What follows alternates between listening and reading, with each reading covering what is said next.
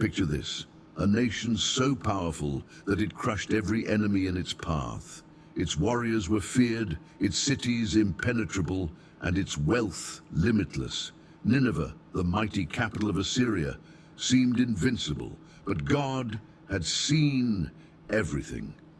Their cruelty, their arrogance, their blood-soaked empire built on the bones of the weak. And now their time was up. What makes Nahum's prophecy so terrifying?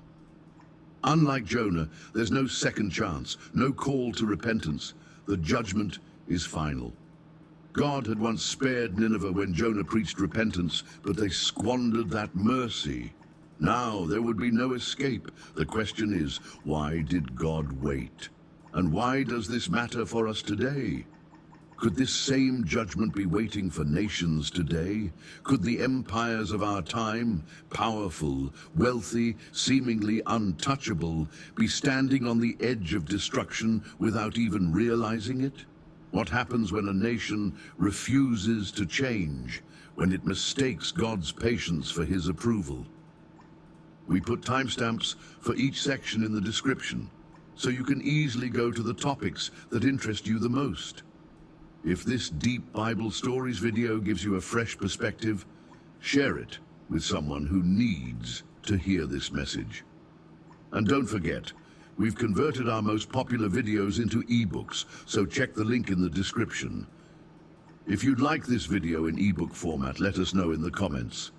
Now let's step into the pages of Nahum and meet the man chosen to deliver the final words to a dying empire.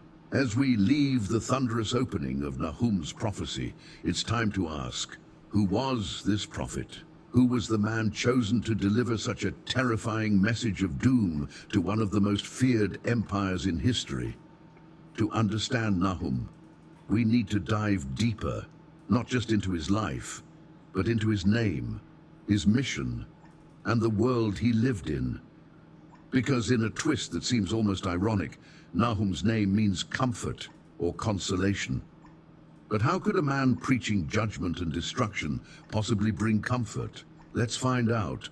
First, Nahum was from a small, forgotten town called Elkosh, a place so obscure that historians still debate its exact location. Some believe Elkosh was near modern-day Israel, while others think it could have been closer to modern Iraq. Wherever it was, Nahum did not come from power, influence, or prestige. He wasn't a king's advisor or a wealthy merchant. He was an ordinary man sent to deliver an extraordinary message. And that message wasn't just dangerous, it was outright deadly. You see, Nahum lived during a time when Assyria was at its peak. This was no crumbling empire gasping for breath. Assyria was a terrifying superpower known for its brutality. They didn't just conquer nations, they annihilated them. They burned cities to the ground, impaled prisoners on stakes, and exiled entire populations. To speak out against Assyria was like standing in front of a tidal wave and daring it to stop. But Nahum wasn't afraid. His message wasn't rooted in politics or rebellion, it was rooted in God's justice. And that justice had been brewing for over a century. You see, more than 100 years earlier, God had sent Jonah to Nineveh, the capital of Assyria, with a warning. Back then, Nineveh repented, and God spared them. But that repentance didn't last. Within a few generations, Nineveh had returned to its old ways, worse than before. By Nahum's time, Nineveh had become a symbol of unchecked power, arrogance, and cruelty.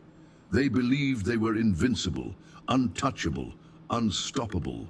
But God had seen every act of violence, every injustice, every betrayal. And now, through Nahum, he was saying, enough. This brings us back to Nahum's name, comfort. How could a prophet preaching destruction be a symbol of comfort? Because Nahum's message wasn't just about Nineveh's fall, it was about God's faithfulness to his people. For generations, the people of Judah had suffered under Assyria's oppression. They had seen their cities destroyed, their loved ones taken captive, and their land trampled underfoot. Nahum's prophecy was a reminder that God sees, God remembers, and God will bring justice. So did Nahum live to see Nineveh's fall? We don't know for certain, but we do know that his prophecy came true in stunning detail. In 612 BC, the unthinkable happened. Nineveh, the great and mighty capital of Assyria, was utterly destroyed. It fell so completely that historians couldn't even find its ruins for centuries. The empire that once ruled the world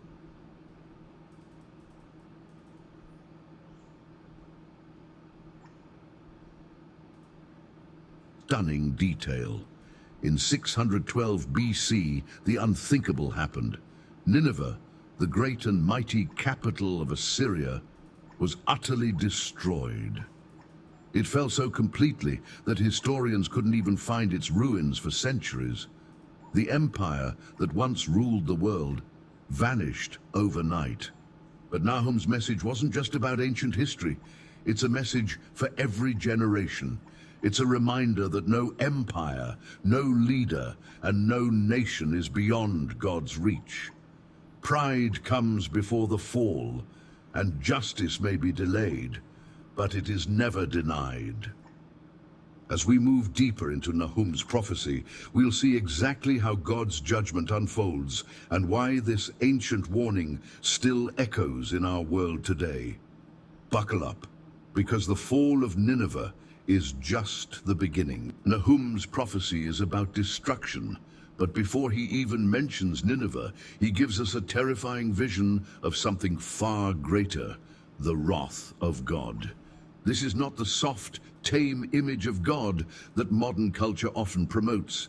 This is not the distant, indifferent deity who merely wishes people would do better. No, this is God as a warrior. This is the Almighty whose patience has reached its end, whose justice will no longer be delayed. The world has mistaken his mercy for weakness, and now they will see just how powerful he truly is. Nahum's opening chapter doesn't read like a traditional prophecy. It reads like a war hymn, like thunder rolling across the heavens, shaking the very foundations of the earth. This is not just about Nineveh. This is about who God is when his justice can no longer wait. The Lord is slow to anger but great in power.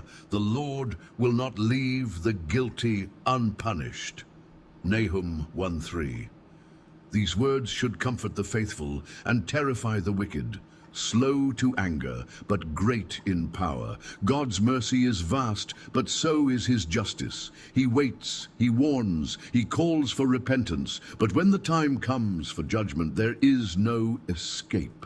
Nahum paints a picture so vivid, so dramatic, that you can almost hear the storm breaking over the horizon. His way is in the whirlwind and the storm, and clouds are the dust of his feet. Nahum 1:3. This is a God whose presence is like a hurricane, whose judgment is as unstoppable as a tidal wave. The most powerful forces of nature, storms, earthquakes, floods, are nothing compared to him. He rebukes the sea and dries it up. He makes all the rivers run dry. Nahum 1:4. The very elements that sustain life, water, rain, rivers, can be wiped away in an instant by the mere breath of God.